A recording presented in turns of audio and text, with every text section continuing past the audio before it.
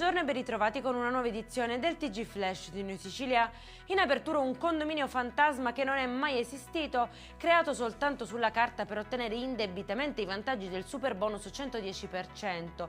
E questo è il cuore della maxi truffa da 10 milioni di euro, scoperta dalla Guardia di Finanza di Siracusa, 11 gli indagati. Nuovo capitolo nello scandalo sanità a Palermo, la procura ha chiesto 15 misure cautelari nell'ambito di un'inchiesta su tangenti e appalti pilotati negli ospedali Villa Sofia Cervello e Civico. Le indagini ipotizzano un sistema di corruzione e favori nelle gare per forniture e servizi ospedalieri.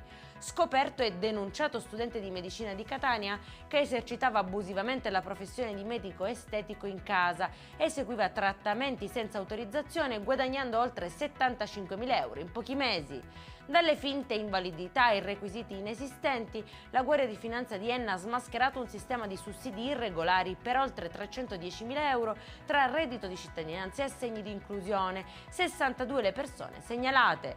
È in chiusura furti seriali in una nota struttura ricettiva di Cefalù nel Palermitano, 7 le persone denunciate, tra cui anche alcuni dipendenti. Per oltre 2 anni con disinvoltura e abitudine avrebbero rubato oggetti di ogni tipo, dai cosmetici agli arredi, come se fosse un gesto ordinario, rivendendoli o utilizzandoli in altri B&B della zona. Per questa edizione è tutto, prossimo appuntamento alle 19:30, buona giornata.